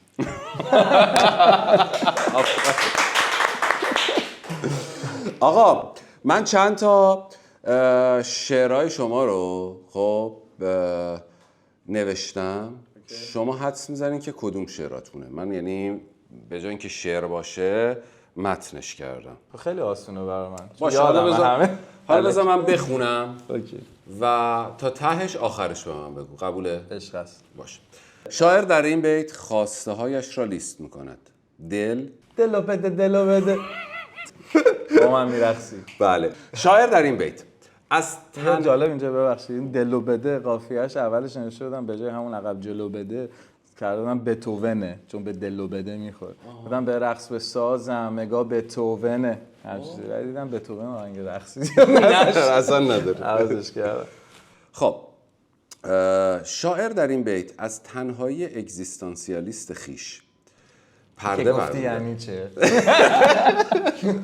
یک علم روانشناختی است. او ابتدا شناسی هم نه آخه بیشتر روان رو میشناسند. آره روانکاویه دیگه، مال من شناس گفتم تو گفتی شناختی. شناختیه دیگه، روان شناخت. جدی مگه روان شناسی نیست؟ شناس داریم، شناختم داریم. روانکاوها عمدتاً نه به خدا. او ابتدا خودش را صدا میزند و سپس اشاره میکند که جز خودش و معشوقش کسی حضور ندارد. سپس پا را فراتر میگذارد و اندکی فضا سازی میکند. کیه؟ منم تویی. کسی نیست منم و تویی. او از شگردهای ارتباط چشمی و اتصال کوتاه استفاده کرده و خواسته خود را مطرح میکند. او در آخر خواسته خود را از دهان طرف مقابل میگوید با یک واژه‌آرایی ضعیف که هر دو دلشان میخواهد. این اتفاقا دیده بودم چی شد دلت خواست و تبلیغای یه سری بیلبوردهای داخل ایران زدن مثلا مسئولو گشته دادن چی شد دلت خواست. خیلی گرفت مثل خیلی از کارهای شما و فوق‌العاده. آخرش هم بخونم. شاعر در اینجا به رسوایی عاشق اشاره میکند. او از اینکه با هوشیاری کامل قصه میخورد اظهار ندامت کرده و از معبود خیش برای آفرینش عشقش تشکر میکنه. این آخرش گفتی اینجا اومد. خدایا مرسی. خدایا مرسی. اینو داشتم تو استانبول قدم میزدم همینجوری خودم یهو رفتم یادش زده بود تتو. این ایده رو دادم که توهی میشه. توهی خدا میشه. اون اوکیه صدای خدا. ببین خیلی جالبه. من بعد یه کنسرت بود توی آنتالیا داشتم. بعد اومده بودم رو بالکن با آهنگسازم ایویزه دیدم. داشتم همینجوری دریا و کوه رو میدیدم. بعد دیشبش مثلا یه کنسرت خوب بود خدا رو شکر موفق بود خیلی سولد اوت شده بود. بعد از خدا تشکر کردم خدایا مرسی. بعد همینجوری یه بیتم اون داشت اون پشت میزد و من همینجوری موبایل رو برداشتم یه دونه وایس نوت گرفتم که همینجوری فری استایل برم روش. تقریبا نصف آهنگ رو همون وایس نوت در اومد. خیلی عجیب بود برای اولین بارم. اصلا اوکیه نمیدونم از کجا اومدی و بس شاید صدای خدا باشه چون من نگفتمش. همون یه بار رو زدم فقط هر چی می اومد میگفتم. حتی اوکی شکر که هستی که هستم. اینا همه وایس نوتش از همه یه تک رفتم مثلا. خیلی عجیب بود اون آهنگا رو. و تقریبا هم یعنی شاید از بین این هم آهنگ بیشتر از 100 خورده آهنگ خدای مرسی رو از بین چیزایی که دادم خیلی دوست دارم. انقدر دوستش داری که تتوش کردی؟ آره تنها آهنگی که تقریبا تتو کردم فکر کنم هم. چه خفن. هیچ جا توهی راجع به لاو لایفش صحبت نکرده. دوست داری که در موردش صحبت کنیم؟ من کلا راجع به پرایوت لایفم نه تو سوشال نتورک چیزی میذارم نه کسی دیده. خواهرم مامانم چه شکلیه نه حتی پدرم و بالا پایینم زیاد داشتم ولی هیچ وقت سعی کردم انقدر فوکس و تمرکزم رو کار باشه هیچ وقت از چرخ از ریل خارج نشم مثلا. میدونی اون همیشه اون نگرم داشته که حواسم باشه ولی خب در حال حاضرم صحبت منظورت چیه؟ تو رابطه ای الان؟ خدای مرسی عشقم آفریدی. خدا رو شکر. خیلی مبارک. عروسی کی بیاین؟ فقط دعوتمون کنیم. ان شاء الله. زوده. با بازی‌ها میای؟ آره. خیلی مسئله مهمیه. ولی بحث چی بپوشیم بود. من یه کادو ریز برات دادم ولی وازش نکن ریا میشه. قربونش. زارت بیارم همین در آقا خیلی ممنونم. وای کادو میدی. وای من میدونم البته چشاتو ببند یه دقیقه بشین. نه بشین. بابا حسین. نبینی ها. آها ببخشید. این برند مورد علاقته. اچ هم داره به عنوان حسین و هرمس. خیلی ان متشکرم. به شادی یاد من باشی. فداتون بشه. بذارش پایین ریا. خیلی ممنون. خیلی ممنونم. خیلی متشکرم. هرمس نیست حسینه. حسین. دلت برای ایران تنگ نشده؟ خیلی. شاید واسه همین الان دبی خیلی حال میکنم. خیلی واسه همه چیز واسه حتی رستوران رفتن ها شمال رفتن های عیدا خیلی. بهت گفتم برای من خاک بیار نیاوردی؟ برات سوغاتی ایران آوردم. گفتم خاک تهران پارس باشه یا پاستا. گفتی آره خاک تهران پارس بیار یا پاستا رو. آجیل شیرین هم آوردی؟ آره آجیل آوردم زعفرون آوردم. آره سوغاتی ایران آوردم. زحمت نمیکشی. نه آقا من مخلص شدم. یه چیزی حسین توهی داره که خیلی راحت در موردش صحبت میکنه و میدونم که خیلی هم اذیتت کردن. اونم نگاه قلبی که داری به امام حسین نظری میدی. یادمه دقیقا در همون موقعی که داشتی نظری میدادی کلی انگار یه جریانی بسیج شده بود که حسین توهی رو بزنه سر این قصه. و خیلی هم سینه‌تو سپر کردی گفتی میدم. خیلی برام جذاب اینجوری میشه، چون اصلا ناراحت هم نمیکنه، خوشحالم میشه، چون دقیقا یاد قدیما میافتادم که یه سری لشکر کشی میکردم مخالف کسایی که دارن مثلا با خدا فاز اونجوری میده. و کلا ببین من اول اینکه من صد اعتقادم قلبی فقط خداه، یعنی تهش نمیتونم ادعای هیچ چیزی رو بکنم که بگم مسلمون 100%م یا یه سریا بگن چه میدونم کریستیان 100%م، چون واقعا سخت همه چی رو رعایت کردن. پس شاید من همیشه میگم مثلا مسلمون لیمیتد ادیشن میگم، چون واقعا چیزایی که خوب تو هر دینی هست رو من خوندم برداشتم و واقعا اعتقاد قلبی اینه که یه خالق داریم به عنوان خدا یا الله که همه چی آفریده و یه سری شخصیتایی که آفریده رو من دوست دارم قلبی. حالا شاید یه سری جاهاش هم حتی به گذشته من بستگی داره، مثلا من روز عاشورا به دنیا اومدم اسمم حسین شده، مثلا سید حسین موسوی هم. خیلی جالبه، خانواده پدری من خیلی مومن بودن، خانواده مادری من خیلی مدرن و قرتی و برای همین من شدم یه چیزی میکس بین این دوتا. اونا بهم میگفتن سید حسین، اینور میگفتن حسین تویی. این میکس این بین این دوتا همیشه تو من موج میزد از بچگی. واسه همینه که من خودم به شخصه ببین اگر یه روزی خدا بخواد بچه دار بشم، تنها تمرکزی که حالا یه چیزایی که خودش دوست داره به رویاش برسه، منم کمکش میکنم تا جایی که بتونم. یه سری چیزی که از طرف یک پدر بخوام وظیفه خودم بدونم یاد بدم بهش اینه که فقط ایمانش رو به خدا حفظ کنه و قوی تر کنه، چون تنها چیزیه که تو رو تو زندگی نگرت میداره از یه سری کارا نکردن. ببین یه سری کسایی که همین الان براشون مشکل پیش اومده، تو ذهن چند تا اس بیار، شاید تو زندان باشن، شاید مشکل چه میدونم تو بیمارستانن، شاید درگیری دارن، افسردن، همه اینا رو بذاری کنار هم، اگه اون یه لحظه که داشته اون کار اشتباه رو میکرده خدا میومده جلو چشش، اونو استاپ میکرده و نگرش میداشته از اون کاری که قرار بوده بکنه. حسین جون بیا. مرسی. خیلی ممنون. خدا چایه جدید رسون. آره. و کلا هم قضیه نظری اینا چیزی بود که مثلا مامان من بچه بودم اوریون داشتم، نمیدونم چی بود، یه تب 42 درجه بود 41 درجه بود، این رو به موت بودم. آره. بعد من یه دسته رد شد، من عاشق دول زدن بودم، چون از اون اول بخش موزیک داستان بود. عاشق دول زدن بودم، گفتم وای انقدر دوست داشتم. تو بیمارستان بودم، مامانم 9 شب بود تاریک، گفتم انقدر دوست داشتم تو اون دسته الان دول میزدم، حیف که اینجام تو بیمارستانم. بعد دکترای اجرایی قطع امید کرده بودن، چون اصلا آب نخار کشیده بودن 1000 تا آزمایش که آقا این دیگه اصلا خوب نمیشه، یه داستانی بود. بعد همون موقع مامانم گریهش گرفت، من این حرفو زدم، گفتم ام حسین بچه‌ام مثلا از تو میخوام، و واقعا فردا صبح من بیدار شدم خوب شدم.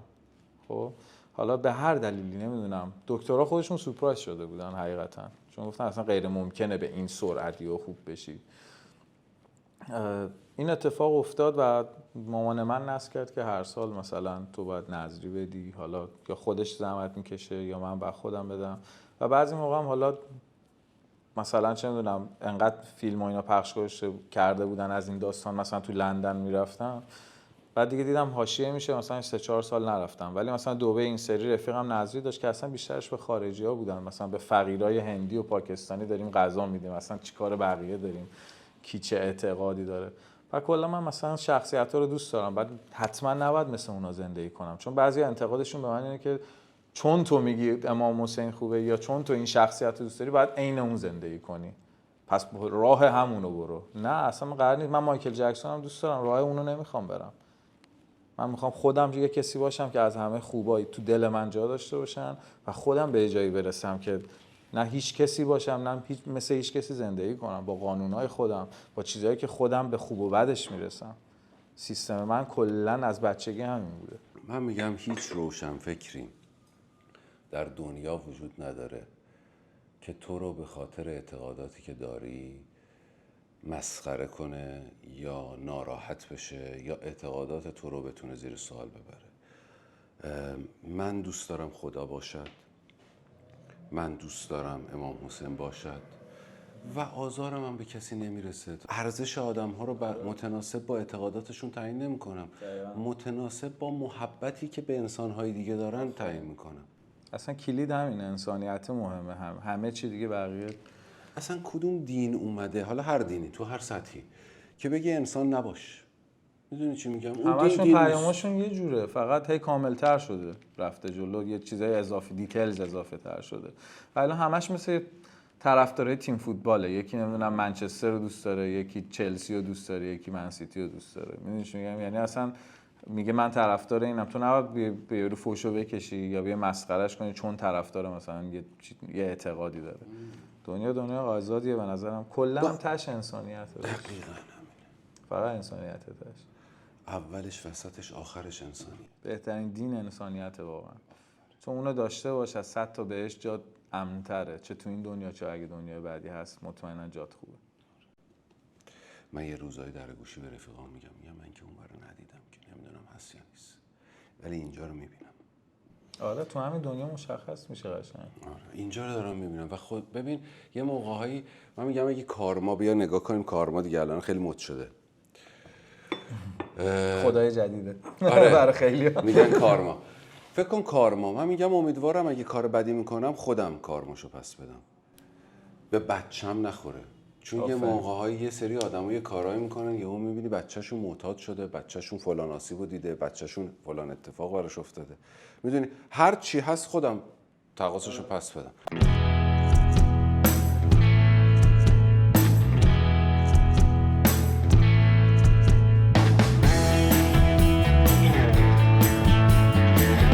اسپانسر برنامه بازی‌ها شرکت محترم ویتا بیوتیکسه.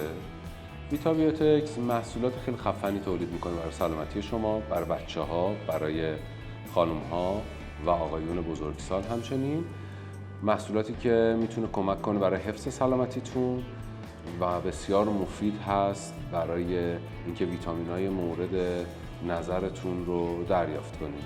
حتما اسم ولمن و ولومن رو شنیدین، اما این فقط 2 تا محصول از محصولات زیاد ویتا بیوتیکسه.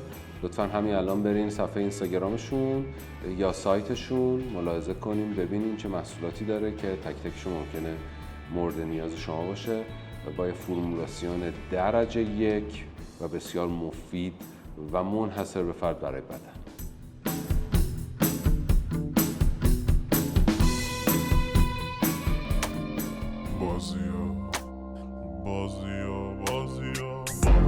چند تا توییت بخونم ازت. آها نه بذار این سوال بپرسم، اگه از هوش مصنوعی این سوالا رو بپرسی فکر می‌کنی چه جوابی میده در مورد خودت؟ حسین توحی چه کسانی رو دیس کرده؟ هوش مصنوعی چی میگه؟ چی میگه؟ حالا تو بگو دیگه، جواب خودتو بگو. اون کسایی که دیس کرده آخه خیلی هاشون نباید بگی. من میخوام لو بدی. آخه من اهل دیس و دیس کشی نیستم، این مثل گیس و گیس کشیه، من اصلا دنبال اون بازی نیستم. اصلا دنبال اینم یه کار موندگار کنم، حسین یه هزاران چیزی نفر تو انرژی هست. بگیرم.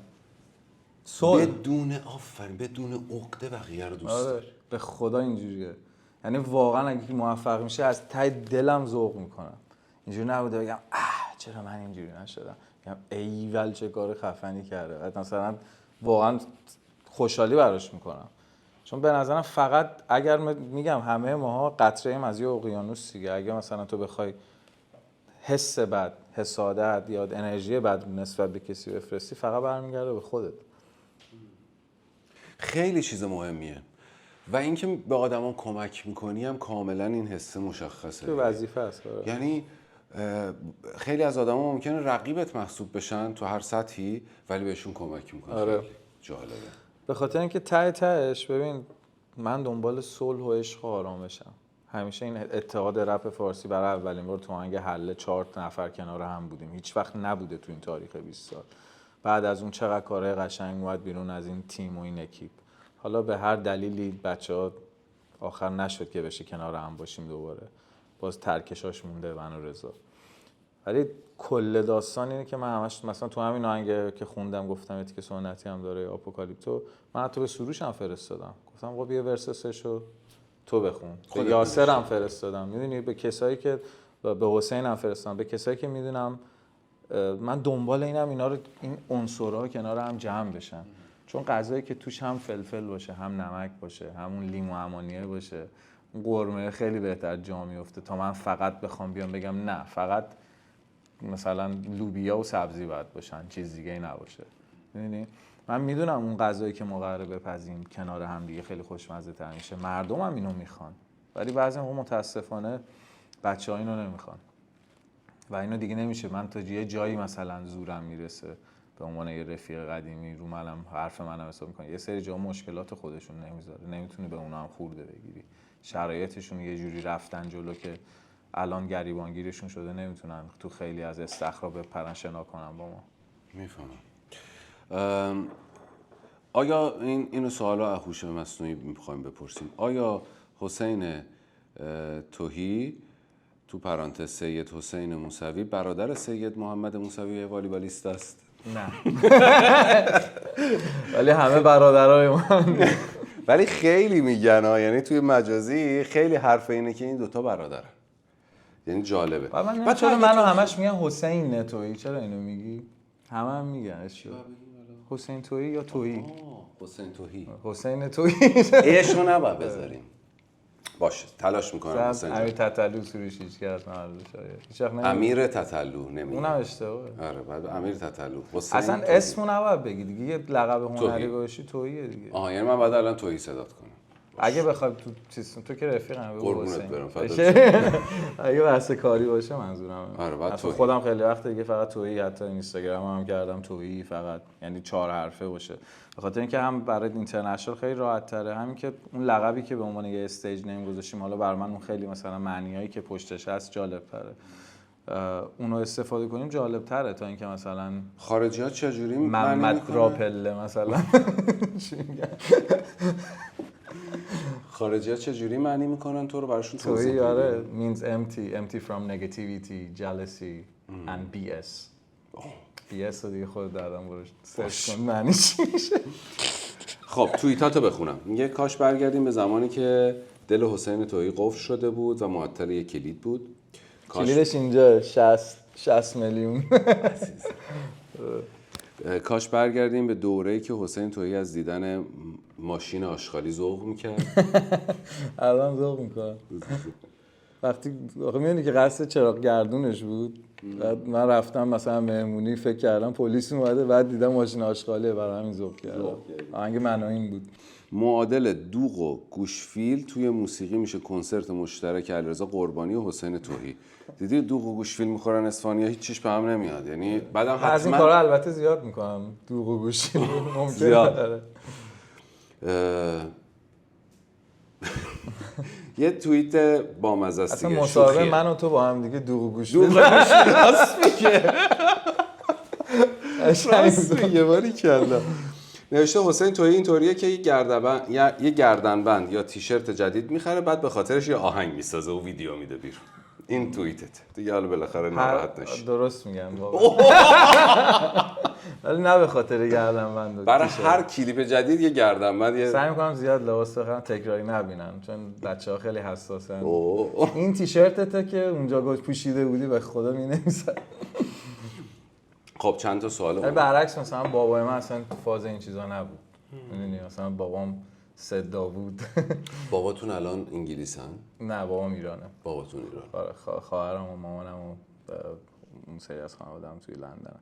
بعد اون مثلا خیلی از اون که ممکنه مثلا مهم نباشه یه جکت رو 5 سالم بپوشه مثلا، حالا میشستش نمیذارش بو نمیداد منظورت. نه خدا ولی پدر. منظورم که تو فاز این چیزه منم زیاد تو این فازا نیستم، ولی به خاطر اینکه جلو دوربینیم خب طبیعتاً جزوی از دیدن و چیزی که ارائه میدیم هم خب جزوی از کارمون میشه. پدر رو به چند وقت میبینین؟ هر چند سال بار یه قرار میذاریم یه جای ایران. آره. ولی هفته‌ای باش صحبت میکنم. مامانم هم هر روز، چون اصلا اون نمیتونه. هر روز بهت زنگ می‌زنه. یا من خونده بودم بهترین دوست برای مامان بود. آره اسمش برای تولدش سورپرایزش کردم، میوزیک ویدیوشو گذاشتم یهو تو اتاق، گفتم از آنلاین اوردر دارم خیلی بزرگه نمیتونم بیارم، آوردمش تو استودیو نشون، خلاصی گریه زاری بود. عزیزم خدا خواهرم همینطور، واقعا یکی از کسایی که خیلی تاثیر داشت تو زندگی من، خیلی هم کمک روحی، قلبی، حتی یه سری جا مالی. اون اوایلش خیلی سخت بود دیگه. کلا من آدمی بودم که چون دوست دارم همه چیمو به بقیه ببخشم، هی به صفر رسیدم، 1-2 بار حتی 3 بار.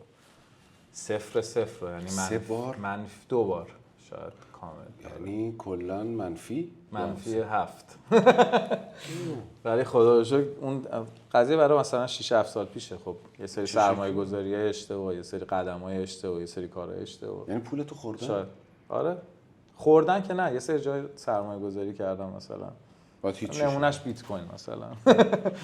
الان الان رشده، ولی اون موقعی که من فروختم مثلا شاید 17-18 هزار دلار بود قیمتش، الان 79,000 دلار. میدونی چه روزی داریم من و شما مصاحبه میکنیم؟ خیلی روز رمانتیک و خاصی و عجیب غریبه. 11 نوامبر. میگه 11 بازم علامت اومد، یه جا دشمنا برام مثل برادر بودن. من تو یه شعر جدید با پیش شده میدم. تو شعر فیتات خودت همه شعرشو می‌نویسی یا اونا آره خودم. من به خیلی هم شعر فروختم، توی موزیک اومده شعر کار کردم، یه سری‌ها رو رفاقتی، یه سری‌ها رو بیزینسی، خیلی معروفا که اسمام خیلی جا نزدم. خب بگو اگه میتونی. اون چند تا معروفی که شنیدینش مثلا تکون بده و دوستت دارم، آهنگ آرش مثلا، یا با آرش هم راستی که با اونا مثلا بوده قدیم و الان دیگه کار نمی‌کنیم، ولی کلا الان سعی کردم آهنگای خودمو خیلی زیادتر کنم که اون هر وقت که دلم بخواد یه دونه‌شو بدم بیرون.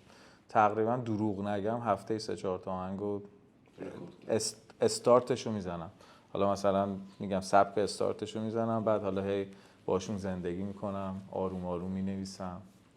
چون آهنگی که بعد از 3-4 مدل خودتو نزنه درسته. این هم یه فن خوبیه برای هیت شده. آره. یعنی تو باید میگی که باید زندگی کنی مینیمم. آره. یه سریه که دیگه میدونی خوبن میدی همون موقع بیرون، ولی آهنگایی که یه چیزای جدید تو داری امتحان میکنی. حسین بگو چجوری ببخشید توی حسین بگو. باش. بگو چجوری متوجه میشی آهنگی هیت میشه به درد جوان‌ترا میخوره؟ ببین آهنگی که شعر و ملودیش اولا به دل بشینه، یه فرکانس مثبته که اونو دیگه بعد از تجربه مثلا میفهمه آدم به نظرم، چون هیت سنج که نداریم، چون همه چه اول باید مردم خوششون بیاد دیگه، ته تهش اینه داستان، 2 خط از آخر. اولا اینکه باید خودت مثلا صدتو بذاری و یه چیز جدید بذاری بیاد بیرون که به گوش بقیه آشنا نباشه ولی در این حال خیلی جذاب و به دل نشین باشه. این میشه آهنگ هیت. آهنگ خوبم آهنگی که میدونی خوبه از لحاظ استاندارد، مثلا شعرش اوکیه، موزیکش خوبه، ولی میاد بیرون اون اتفاقه رو که تو ذهنت رو نمیندازه. همچنان خیلی دوستش دارم. خدای مرسی رو فکر می‌کردی انقدر ترند بشه؟ خدای مرسی رو 100%. آره 2 هفته روش زندگی کردیم، صبح تا شب داشت پلی میشد، با ذره‌بین اینجوری روش شعر و ملودیش بودیم. ولی بازم لطف خداست ته تهش دیگه. حالا ما میگیم 100% ولی 90% خدای مرسی میدونستم. چه باحال.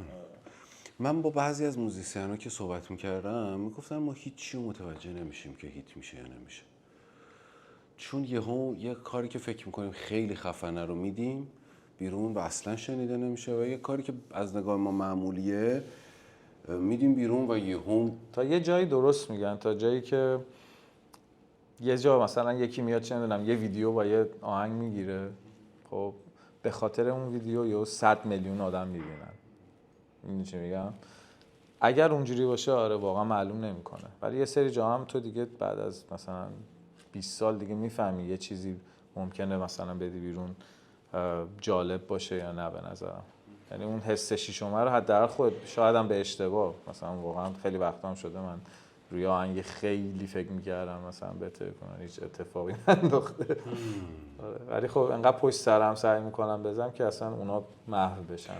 حسین این که شعر و ملودیایی برای بقیه ساختی و انقدر مگا هیت شده، خودت بعدش ناراحت نبودی کاش من اینو خودم میخوندم؟ قسمت اونا بوده. چرا؟ قسمت اونا بوده، به نیت اونا نوشتم، بعدش هم اونم باز کردیتش برای من هست، حتی همون تو یوتیوب ها برین اونایی که میخواستم باشه هست.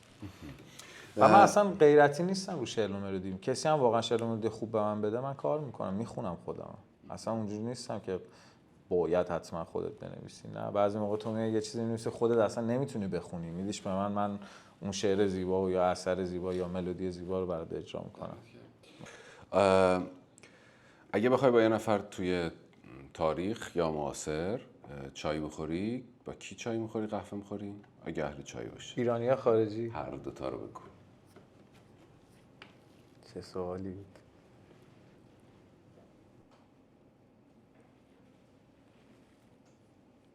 با چه گوارا، چون چای میخورم میگم چه گوارا.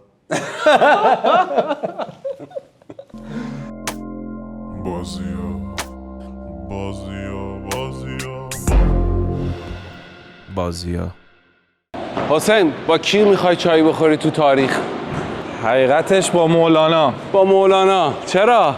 چون یکی از آهنگاشم تو آهنگ دوره همی خونده بودم. آها. پیر منم، جوان منم، تیر منم، کمان منم، دولت جاودان منم، من نه منم، نه منم، نه تویی، نه منم، من دنبال هدف فقط از خودمه که عقب‌ترم، نه هم ردم نه هم قدم. باریکلا. دم شما گرم. اومدیم پادل بزنیم. کوری میخونی دیگه؟ نه 100% که میبرمت.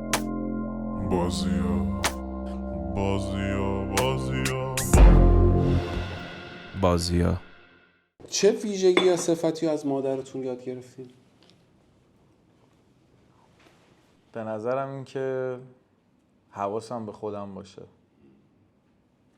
خیلی چون مامانم ماشاءالله خیلی باهوشه، خیلی حواسش جمعه. آره خدا رو شکر نسبت به سنش.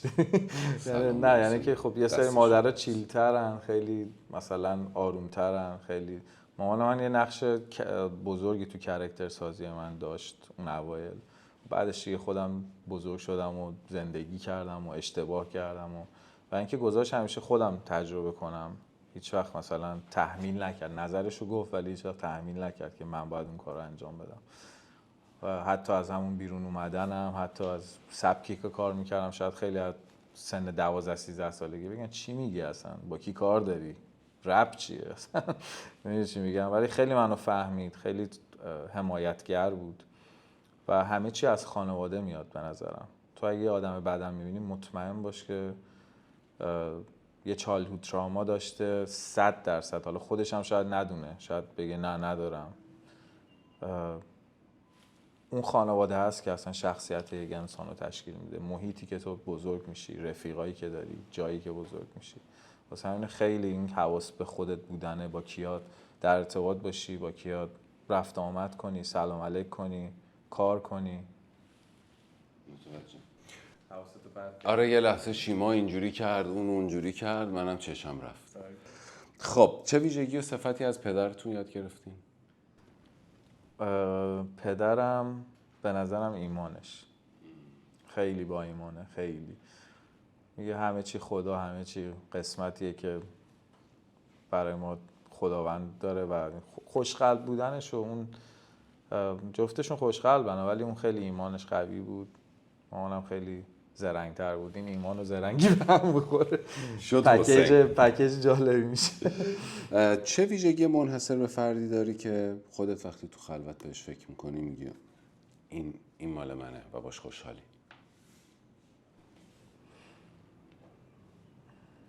شاید اینکه خوبه همه رو قلبی میخوام، خودم میدونم اینو حال میکنم باشه داره. چون مثلا تهش مثلا یه سریا تو چشاتو ببندی دیگه با وجدان خودت که نمیتونی دروغ بگی قبل خواب. من اوایل اینجوری نبودم، میدادم رد میکردم یه سری چیزا رو بره، یه سری انرژی ها و یه سری کارهای حتی اشتباه رو. ولی از مثلا شاید 10 سال پیش 7-8 سال پیش شروع کردم به این که 100% راضی باشم مثلا از رفتار و کردارم. اینو مثلا خب یا اینکه یه سری کارا رو نمی‌کنم، چون کاراکتر آدمو به کاری که میکنن نیست، به کاری که نمیکنن. آفرین، چه باحال گفتی. آره، ارزش آدما به کارهایی که انجام نمیدن نه کارهایی که انجام میدن. باریکلا.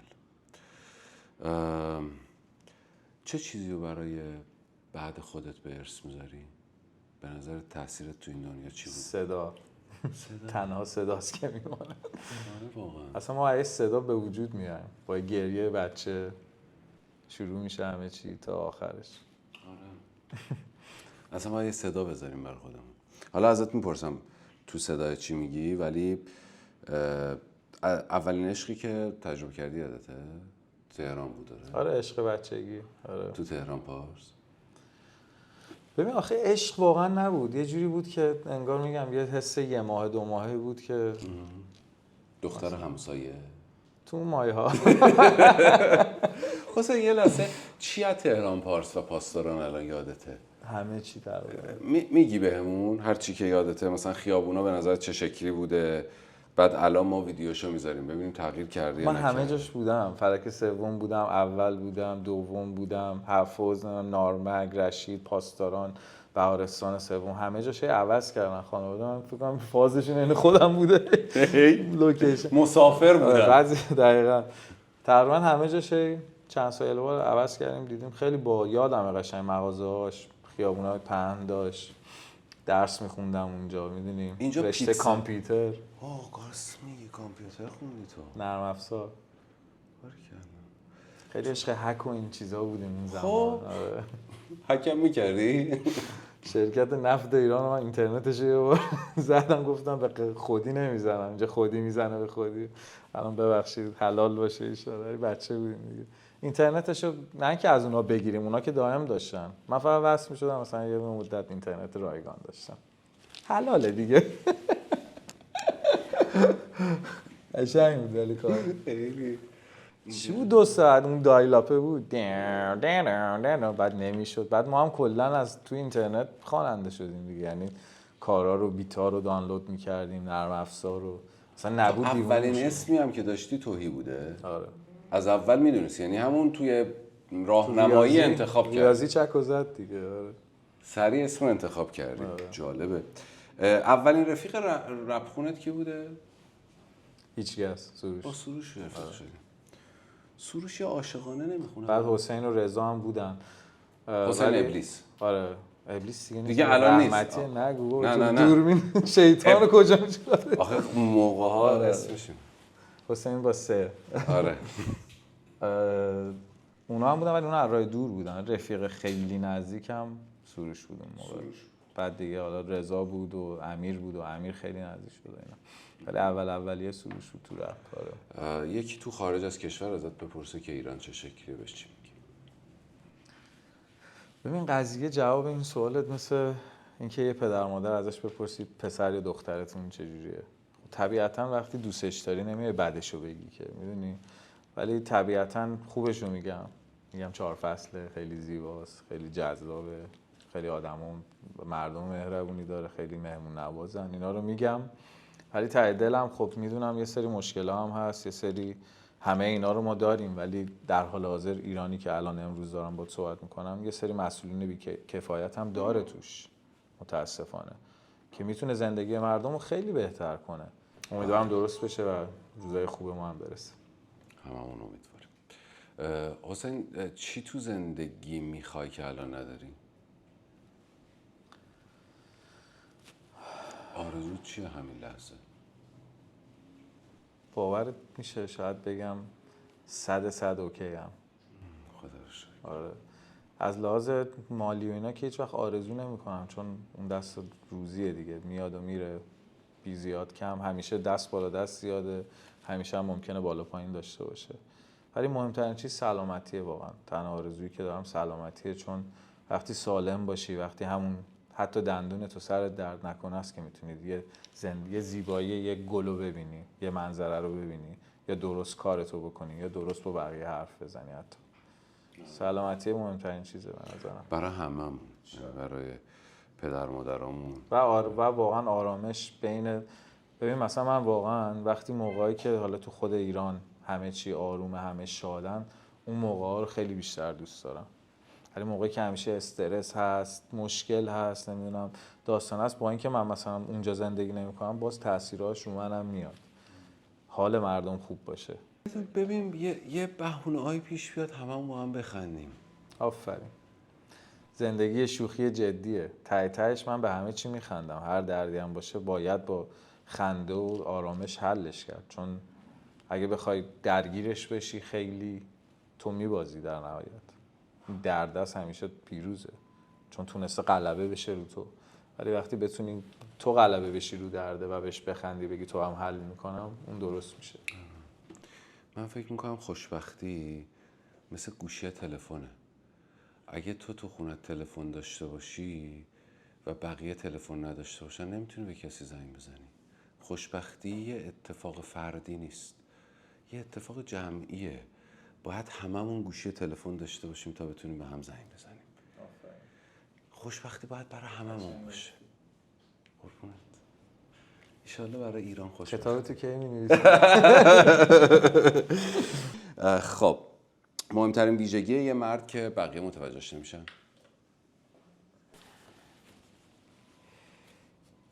یعنی چی؟ سوالت یکم بده.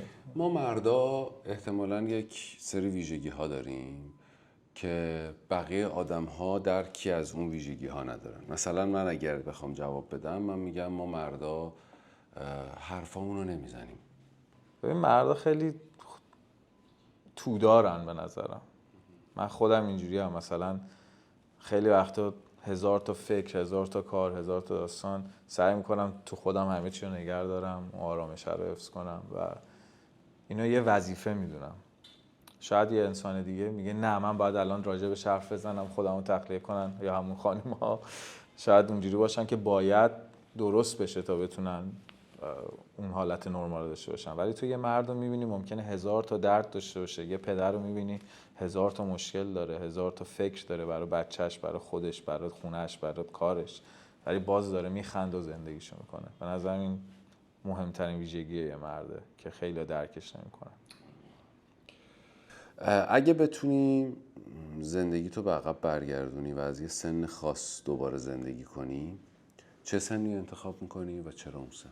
برمیگشتم همین مسیر رو دوباره میرفتم، با همین اشتباهاتش قشنگ بوده، با بالا پایینیاش، با اینکه بعضی موقع میگم از صفر دوباره ساختم رسوندمش 100، دوباره خرابش کردم، دوباره میدونی اینکه خودم رو تست کردم، اینکه آزاد بودم از همون بچگی، زدم بیرون دنبال رویام، هیچ وقت نخواستم به کسی دلار راست بشم یا جواب، میدونی 100% همین سنی که الان هستم اصلا حوصله ندارم دلم ما روزه بعد تازه سر پشت سر گذاشت. اون سوغاتی ها اونم میدیم محمد جان؟ دست درد نکنه. از شرکت قرص ویتامین و اینا. آره برای اکثر جاهات خوبه. دم شما گرم. یه سری جاها رو چیز نمی‌کنه. جام پایین که جای بقیه بشه. آره خیلی ممنون آقا. اینا هم ناقابله دیگه، همون آجیلی که خواسته بودی و چه خوشگله جاش. آره زعفرون ایرانی و زحمت کشیدی. قربون شما برم. ناقابل که ببخشید. کردی. اینم میتونیم بذاری پایین که آره آقا این خوشگله، دکور شد. آره خوشگله. اگه یه صدا از حسین بخواد به یادگار بمونه برای حسین تویی که بعد از تو، سالها بعد از اینکه تو در دنیا نیستی به دنیا میاد، حسین تویی که سالها بعد از تو به دنیا میاد، چی بهش میگی تو اون صدا؟ چه توصیه‌ای، چه ارسی، چه سفارشی، چی بهش یاد میدی؟ اوکی. فهمی همه چی اوکیه. همه چی اوکی میشه واقعا. ببین تهش تو باید ببینی روزای خوبات و روزای خوب بیاد. اگه نبینی تو رویاتو داری زندگی میکنی. کلا هر چیزی تو رویات میبینی ممکنه واقعی بشه و 100% هست اگر تو بخوای. حالا یه سری چیزای هری پاتری که میبینی تو رویاتو نمیگم، مثلا پرواز میکنی، من اون مثلا تو خواب میبینم واقعا، مثلا خیلی وقت شده پرواز میکنم، حالت خیلی فکر کنم اینجوری هستن، ولی بیش از 1000 بار مثلا دیدم از این ساختمون به اون ساختمون. فاز اسپایدرمنی داره یه ذره. آره ولی چی گفتی؟ طلا گفتی؟ یعنی من اینو شنیدم دیگه. ببین تو نهایتاً به رویاهات میرسی. رویاتو باید زندگی کنی. باید زندگیشون کنی. میگه بگو سلام مگه شوخی داریم، قد کشیدیم سرامی زنگار لوبیاییم، زندگی میکنم خوابتو تو بیداریم. تو یه جوری باشه که کلا برسه به سیستمی که واقعا هر چیزی که میبینی واقعی بشه. هر چیزی که تصور میکنی اول تصور کن چیزی که میخوای. بعضیا میگن بنویس و اینا، من تا حالا ننوشتم. شاید هم تاثیر داره برای خیلیا قدرت نوشتار و اینا درست باشه. من ننوشتم، من فقط تصور، چون وقتی تو ذهنت باشه اون کاغذ ممکنه گم کنی. حالا شاید برای انرژی نوشتاریش میگن ولی کاری ندارم، اونو شاید گم کنی، ولی این تو ذهنت باشه هر روز بیدار میشه بهش فکر میکنی. یه چیز دیگه بپرسم، تو رپ خیلی از رپرها فوش میدن، حرفایی میزنن که حالا ممکنه ما بهش بگیم فوش.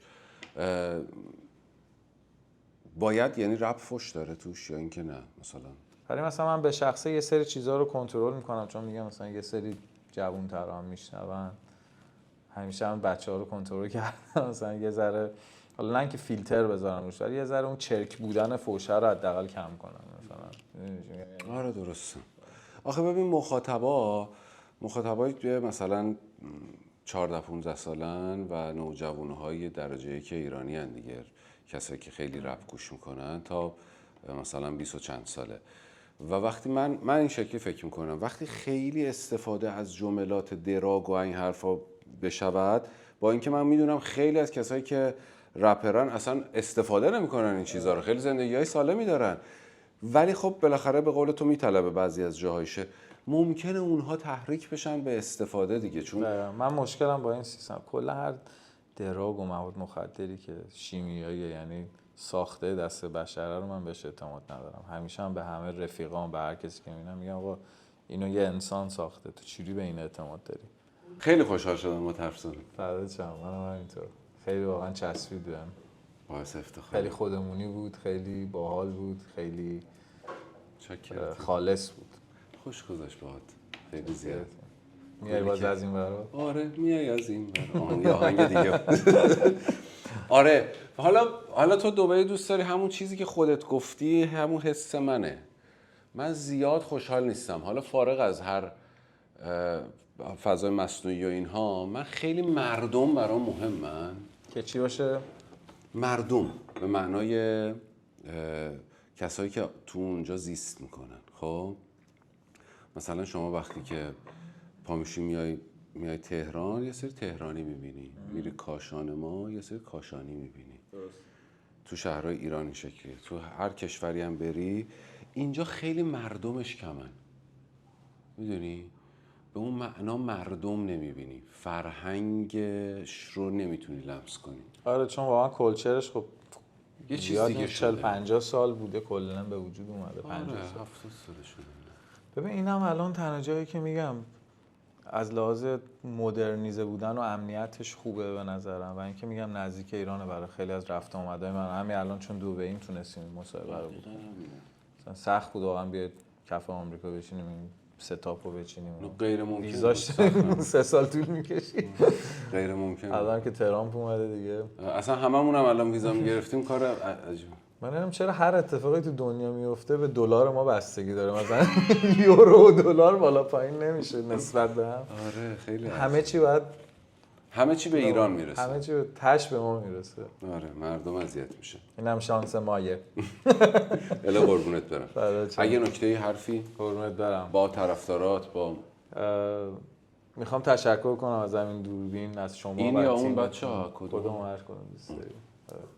دوستان اول از شما تشکر کنم که این سفر رو انجام دادین، اومدین اینجا با هم دیگه صحبت کردین، و همینطور از مردم خوب، صبور، با عشق، با مرام و با حالمون تشکر کنم که هر وقت هر جا منو دیدن عشق بهم دادن، چه تو کنسرت ها، چه تو خیابون، چه تو این ور اون ور، مسیج، اینستاگرام، ایمیل، هر کدوم هست من میبینم، واقعا خودم میرم بعضی موقع لایکشون هم میزنم، و این عشق واقعا دو طرفه است. بدون شما ما هیچی نیستیم، اینو بدون تعارف میگم، و قول میدم الان 10% تویی رو دیدین و 90% دیگهش تو راهه. اگه خداوند عمری بهم داد حتما بهتون نشون میدم. خیلی سورپرایزهای مهمی داریم. آره. چند تاشو گفتی ولی به نظرم خیلی اتفاقای مهمی در راه. انشالله. امیدوارم که یه سری جریان‌های موسیقیایی فوق‌العاده به وسیله تو ایجاد بشه در دنیا و این نوت موسیقی ایرانی تو دنیا بیشتر شنیده بشه. الان فکر کنم تو فیفا وقتی بشنویمش خیلی زود. برو بریم. دم شما گرم. عشق است. شکر. قربونت برم. فدات شم. مرسی.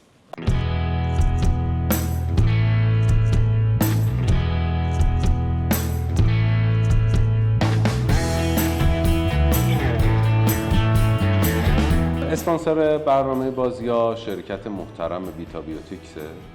ویتا بیوتیکس محصولات خیلی خفنی تولید میکنه برای سلامتی شما، برای بچه‌ها، برای خانم‌ها و آقایون بزرگسال همچنین.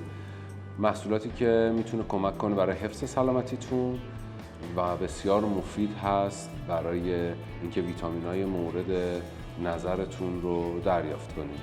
حتما اسم ولمن و ولومن رو شنیدین، اما این فقط 2 محصول از محصولات زیاد ویتابیوتکسه.